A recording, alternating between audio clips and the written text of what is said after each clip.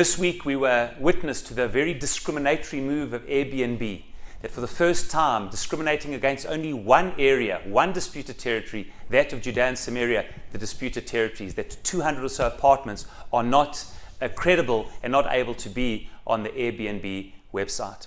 What an act of discrimination. Personally, I have no issue if Airbnb would decide that all disputed areas in the world are political and they don't want to get involved. I have no problem. Consistency is what is lacking. When there's a lack of consistency, you have discrimination.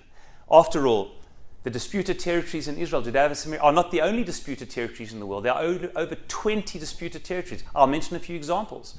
Northern Cyprus was conquered in 1974 by Turkey. The only country in the world which recognizes this illegal occupation is Turkey.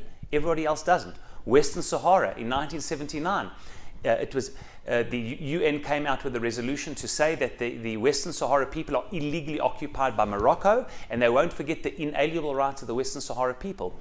Anybody heard of that dispute? Tibet by the Chinese, over 1 million Tibetans have been killed in the last 70 years. And of course, Kashmir, disputed territory until today between Pakistan and India. If you want to say that you don't want to do business in disputed territories, then at least be consistent. And if you lack consistency, there is a word for that. It is called discrimination. Hypocritical, duplicitous, and discriminatory. That is why this act hovers on anti-Semitism, because it singles out the one and only Jewish state and its disputed territories, and all others get a free pass in the world. This, our sages, is exactly the footprints and the fingerprints of Eisav, Esau.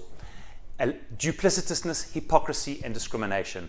And Chazal say, our sages say an amazing thing. Rabbi Shimon Bar Yochai says in this week's Parasha, when there's tremendous hug in Parashat Vayishlach, the meeting between Esau and Jacob, having not seen each other for so long, it says, the pasuk says, Vayishlach, and Esau hugs Yaakov. But you'll notice on each of the 6 letters of the word Vayishlach and he kissed him, there's a dot in each letter. And Rabbi Shimon Bar Yochai in the Midrash says, why the dots? What is unusual about this word? And incredibly, he says an unbelievable insight.